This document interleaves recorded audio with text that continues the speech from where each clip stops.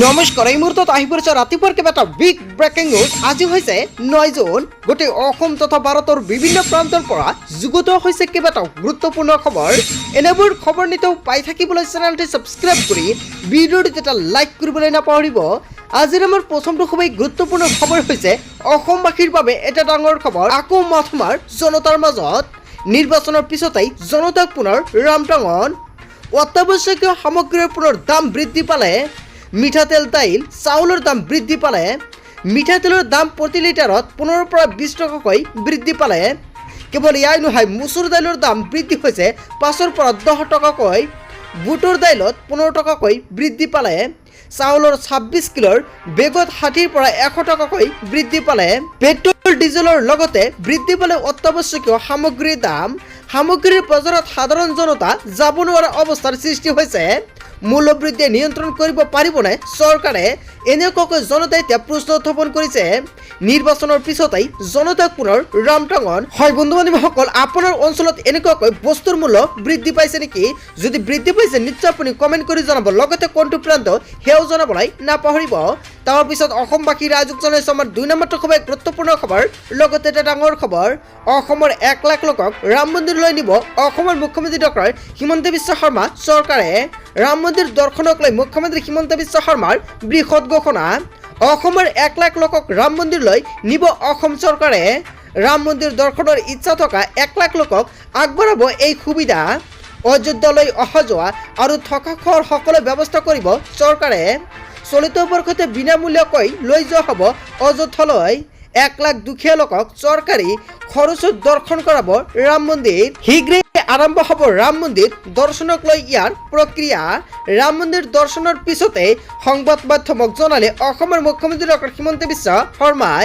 হয় বন্ধু বান্ধৱীসকল, অসমৰ মুখ্যমন্ত্ৰী হিমন্ত বিশ্ব শৰ্মাই এটা ডাঙৰ মন্তব্য কৰিছে। তাৰপিছত অসমবাসী ৰাইজক জনাইছো আমাৰ 3 নম্বৰটো খুবেই গুৰুত্বপূৰ্ণ খবৰ। লগতে এটা ডাঙৰ খবৰ, নীতিশ কুমাৰলৈ প্ৰধানমন্ত্ৰী পদৰ প্ৰস্তাৱ কৰিছে এনডিআৰ।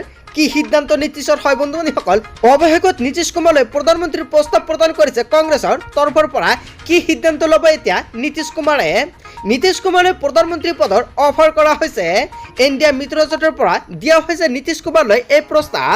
জেডিউৰ নেতা কেচি ত্যাগীৰ এটা বৃহৎ দাবী, মোদী চৰকাৰৰ শপত গ্ৰহণৰ 24 ঘণ্টা বাকী থকা অৱস্থাতে এটা বিস্ফোৰণ মন্তব্য কৰিছে জেডিউৰ নেতাৰ। আৰু ইয়াৰ পিছতে নীতিশে গ্ৰহণ নকৰে এই প্ৰস্তাৱ। বিজেপিক সমৰ্থন দিয়ে জেডিইউৱে। লগতে এনডিআৰ লগতে থাকিব নীতিশ কুমাৰ। নীতিশ কুমাৰলৈ প্ৰধানমন্ত্ৰী পদৰ অফাৰ প্ৰদান কৰিছে ইণ্ডিয়া মিত্ৰজোঁটৰ পৰা দিয়া হৈছে নীতিশ কুমাৰলৈ এই প্ৰস্তাৱ। এতিয়া নীতিশ কুমাৰে এই প্ৰস্তাৱ গ্ৰহণ কৰিব নেকি? জনতাই কি ক'ব? তাৰপিছত অসমবাসী ৰাইজক জনাইছো আমাৰ 4 নম্বৰটো খুবেই গুৰুত্বপূৰ্ণ খবৰ। লগতে এটা ডাঙৰ খবৰ, ৰাজ্যৰ বিভিন্ন প্ৰান্তত প্ৰচণ্ড ধুমুহা আৰু বৰষুণ।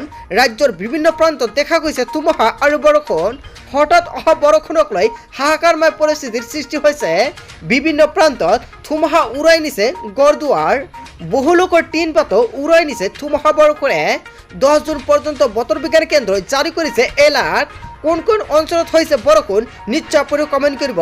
লগতে যদি আপোনাৰ অঞ্চলত বৰষুণ বা ধুমুহা হৈছে নিশ্চয় আপুনি কমেণ্ট কৰি জনাবলৈ নাপাহৰিব। তাৰপিছত অসমবাসী ৰাইজক জনাইছো আমাৰ 5 নম্বৰটো খুবেই গুৰুত্বপূৰ্ণ খবৰ। লগতে এটা ডাঙৰ খবৰ, হাতত মাত্ৰ কেইটামান ঘণ্টা, কিয়নো 7:15 বজাত শুভ লক্ষণ তৃতীয়বাৰলৈ শপত ল'ব নৰেন্দ্ৰ মোদীৰ। হয় আপুনি ঠিকেই শুনিছে, এটা ডাঙৰ খবৰ, এটা গুৰুত্বপূৰ্ণ খবৰ মুকলি হৈছে। তৃতীয়বাৰৰ বাবে প্ৰধানমন্ত্ৰী ৰূপে শপত ল'বলৈ সাজু হৈছে প্ৰধানমন্ত্ৰী নৰেন্দ্ৰ মোদীয়ে। সন্ধিয়া 7:15 বজাত গ্ৰহণ কৰিব শপত। শপত গ্ৰহণ অনুষ্ঠানলৈ আহিব কেইবাগৰাকীও বিদেশৰ শীৰ্ষ নেতা। 8,000 প্ৰতিনিধি উপস্থিত থাকিব এই শপত গ্ৰহণ অনুষ্ঠানত। মালদ্বীপৰ ৰাষ্ট্ৰপতি মহম্মদ মৈজুৰ লগতে বাংলাদেশৰ প্ৰধানমন্ত্ৰী শ্বেখ হাছিনাও থাকিব। কেৱল ইয়াই নহয়, শ্ৰীলংকাৰ ৰাষ্ট্ৰপতি ৰনিল বিক্ৰম সিঙেও থাকিব। নেপালৰ প্ৰধানমন্ত্ৰী পুষ্পকমল দাহাল থাকিব উপস্থিত। কেৱল ইয়াই নহয়, ভূটানৰ ৰজাও থাকিব তাতে উপস্থিত। মৰিচাছৰ প্ৰধানমন্ত্ৰী প্ৰবীণ জুগনাথও উপস্থিত থাকিব তাতে। তৃতীয়বাৰৰ বাবে প্ৰধানমন্ত্ৰী ৰূপে শপত ল'বলৈ সাজু হৈছে প্ৰধানমন্ত্ৰী নৰেন্দ্ৰ মোদীয়ে। তাৰপিছত অসমবাসী ৰাইজক জনাইছো আমাৰ 6 নম্বৰটো খুবেই গুৰুত্বপূৰ্ণ খবৰ। লগতে এটা ডাঙৰ খবৰ, লোকসভা বিৰোধী দলৰ নেতা নিৰ্বাচিত ৰাহুল গান্ধী। হয় আপুনি ঠিকেই শুনিছে, সময়ত নৰেন্দ্ৰ মোদী আৰু ৰাহুল গান্ধী। প্ৰধানমন্ত্ৰী ৰূপত নৰেন্দ্ৰ মোদী আৰু বিৰোধী দলৰ দলপতি ৰূপত ৰাহুল গান্ধী। কংগ্রেসের যুবরাজ রাহুল গান্ধীক বিরোধী দলের দলপতির দায়িত্ব দিয়া হয়েছে। লোকসভা বিরোধী দলের নেতা নির্বাচিত রাহুল গান্ধী CWCৰ বৈঠকত গ্ৰহণ কৰা হয়েছে এই সিদ্ধান্ত। সমৰত নৰেন্দ্ৰ মোদী আৰু ৰাহুল গান্ধী। তাৰপিছত অসমবাসী ৰাজকজনে চমৰ 7 নম্বৰটো খুবেই গুৰুত্বপূৰ্ণ খবৰ। লগতে এটা ডাঙৰ খবৰ, কেৱল তৃতীয়বাৰেই নহয় চতুৰ্থবাৰৰ বাবে প্ৰধানমন্ত্ৰী হ'ব নৰেন্দ্ৰ মোদীয়ে। অসমৰ মুখ্যমন্ত্ৰী ডক্টৰ হিমন্ত বিশ্ব শৰ্মাৰ এটা ডাঙৰ মন্তব্য। কেৱল তৃতীয়বাৰেই নহয় চতুৰ্থবাৰৰ বাবে প্ৰধানমন্ত্ৰী হ'ব নৰেন্দ্ৰ মোদী। অযোধ্যাত ভৱিষ্যতবাণী কৰিলে অসমৰ মুখ্যমন্ত্ৰী ডক্টৰ হিমন্ত বিশ্ব শৰ্মাই। 2029 প্ৰধানমন্ত্ৰী হ'ব নৰেন্দ্ৰ মোদীয়ে। জনতাৰ আস্থা জনতাৰ বিশ্বাস নৰেন্দ্ৰ মোদী। 543খন আসন আছে, কৰবাত হাৰিছোঁ আৰু কৰবাত জিকিছোঁ। ভগৱানৰ আশীৰ্বাদ আমাৰ লগত আছে মন্তব্য কৰিছে অসমৰ মুখ্যমন্ত্ৰী ডক্টৰ হিমন্ত বিশ্ব শৰ্মাই। তাৰপিছত অসমবাসী ৰাজকজনে চমৰ 8 নম্বৰটো খুবেই গুৰুত্বপূৰ্ণ খবৰ। লগতে এটা ডাঙৰ খবৰ, মোদী মন্ত্ৰীসভাত অসমৰ কোনে পাব মন্ত্ৰিত্ব? চৰ্চাত অসমৰ 3 সাংসদ। মোদীৰ 3.0 অসমৰ কোন কোন? মোদীৰ মন্ত্ৰীসভাত অসমৰ কোন কোন পাব মন্ত্ৰিত্ব? অসমৰ বিজেপি মিত্ৰজোঁটৰ 11গৰাকী সাংসদৰ ভিতৰত কোন কোন সাংসদে লাভ কৰিব মোদী কেবিনেটত স্থান? চৰ্চাত অসমৰ 3 সাংসদৰ নাম। ডিব্ৰুগড় লোকসভা সমষ্টিৰ সাংসদ সৰ্বানন্দ সোণোৱালে পুনৰ মন্ত্ৰিত্ব পোৱাটো নিশ্চিত হৈ পৰিছে। মোদী 3.0 অন্তৰ্ভুক্ত হ'ব সৰ্বানন্দ সোণোৱালে। তাৰপিছত অসমবাসী ৰাজকজনে চমাৰ 8 নম্বৰটো খুবেই গুৰুত্বপূৰ্ণ খবৰ। লগতে এটা ডাঙৰ খবৰ, বাওঁ হাতেৰে আজিও লিখি দিম গৌৰৱ গগৈ জিকিব নালাগিছিল, কেইবাটাও ডাঙৰ মন্তব্য কৰিছে ৰূপজ্যোতি কৰ্মীয়ে। নাও বুৰিলেও ডিঙুৰ পৰা নানামে বিজেপিৰ বহুপক্ষী বিধায়ক ৰূপজ্যোতি কৰ্মীয়ে। গৌৰৱ গগৈ জিকিব লগা সাংসদ নহয়, যোৰহাটত গৌৰৱ গগৈ কিয় জিকিল মই নাজানো, এনেকুৱাকৈ মন্তব্য কৰিছে ৰূপজ্যোতি কৰ্মীয়ে। বাওঁ হাতেৰে আজিও লিখি দিম গৌৰৱ গগৈ জিকিব নালাগিছিল, যোৰহাটবাসীয়ে গৌৰৱ গগৈ কিয় ভোট দিলে নাজানো।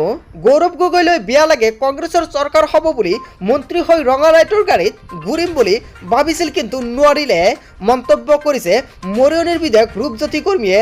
হয় বন্ধু-বান্ধৱীসকল, ৰূপজ্যোতি কৰ্মীয়ে যিকেইটা মন্তব্য কৰিছে আপুনি কি ক'ব?